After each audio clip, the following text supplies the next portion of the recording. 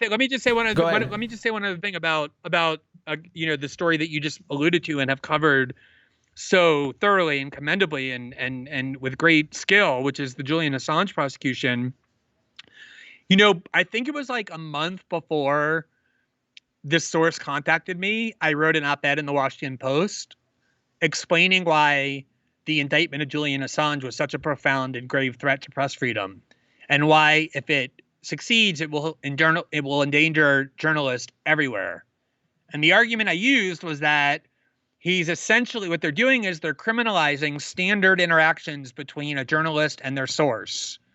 They're saying, if you do nothing but just passively receive information that you get from your source, you're in the clear. But the minute you start talking to your source, encouraging them, helping them evade detection, all things that ethical journalists not only have the right to do, but the obligation to do, you become a criminal. And I was trying to get other journalists to see that even if you hate Julian, which I know you all do because he's done more reporting than you would do in 1,000 lifetimes, and therefore you feel ashamed by his existence, even if you hate him and can't get yourself to stand on the principle of press freedom that your whole profession is supposed to be about, just out of self-interest, this should worry you. Because like Trump or whoever could use this theory to prosecute you. And it's amazing because a month later, whatever it was, is when I got contacted with my source. And I believe very strongly, the theory the Bolsonaro government used to try and prosecute me was very similar to the one that the U.S. government is using to prosecute Julian, which is they admit that, when the hackers came to me and gave me the archive, all the hacking was done. I had no role in that. There's no question about that. The theory, though, that they tried to use to make me a conspirator was that I advised one of the sources at one point when he asked me whether he should keep copies of the chats he was having with me. I told him there was no reason to because we were keeping copies of those chats. And the prosecutors created a theory that was like an implicit encouragement for him to destroy those chats. And I therefore became guilty of obstructing justice and helping these criminals, and therefore became part of in other words, exactly the same theory that they're using to try and imprison Julian. And I'm certain the Bolsonaro government thought, well, look, if the U.S. government, like the government of his citizenry, can do it to Julian Assange, why can't we do it as well? And it is amazing how impervious journalists are to the threat. They cannot get past their emotional contempt for Julian. Yeah, I mean, you took the words right out of my mouth. I literally wanted to ask you, like, about Julian, like this pattern where they're taking journalists and slapping them. In the case of Julian, one charge under the Computer Fraud and Abuse Act, saying, oh, there's a conspiracy to hack, and then in your case, they're also accusing you of, conspiring with the hackers. It's the same thing. It's just like they're using whatever charges available to them to kind of not just to smear you as a journalist, but also to legally go after you. And I mean, it's disgusting, right? It really is the same kind of template that they're using against Julian. I mean, you look at the indictment, there's 17 counts under the Espionage Act. They just need one under the Computer Fraud and Abuse Act. I mean, technically speaking, in the case of Julian, just one of those or one or two of those espionage charges it's akin to a life sentence, because he's already, what is he, in his 40s, 50s? Not just a life sentence, but a life sentence in like a maximum security prison, which is where you go if you get accused of espionage. And, let me just say too, like, when I was doing the Snowden reporting, they also very strongly were considering this. They were constantly threatening me through my lawyers and also publicly with prosecuting me under the same theory that I had become complicit with Edward Snowden. I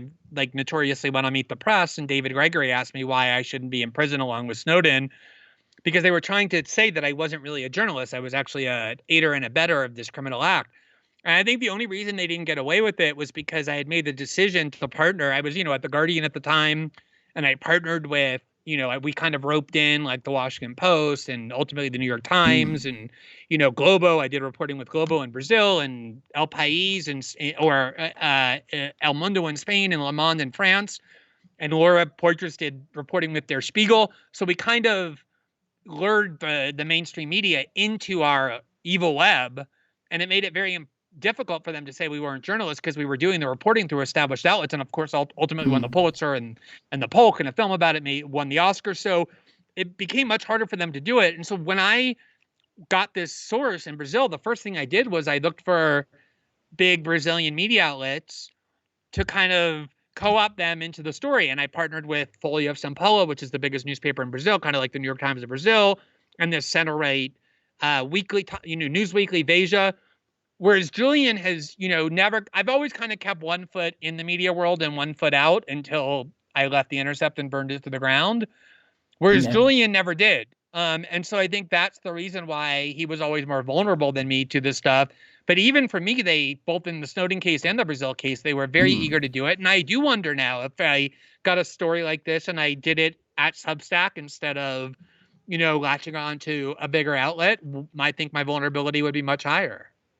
Yeah, I mean, that's an excellent point. And it's something I've always wondered, actually, because, as soon as the unredacted State Department cables were leaked, and it wasn't even WikiLeaks did it first, Cryptome.org, the next day you had a joint statement by The Guardian, Le Monde, Presse, and they were basically, they did a 180. They had actually partnered with WikiLeaks on several projects, and then now all of a sudden they're kind of like distancing themselves. And I always wondered why it was that. Also in your case with Snowden, you, as you said, you kind of partnered with bigger outlets, but it makes sense now, right? So it's like kind of a contingency, or shall we say, like for defense purposes, essentially, right? Not to mention that they of course have huge reach because of they have.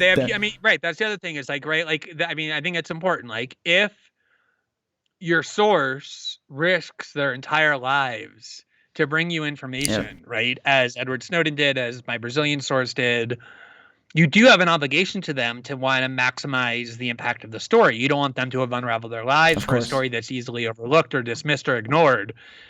And that was definitely a big consideration with Snowden, was we wanted this to dominate global headlines. And we knew if it was just me kind of alone or Laura Poitras alone, it'd be much easier to ignore it.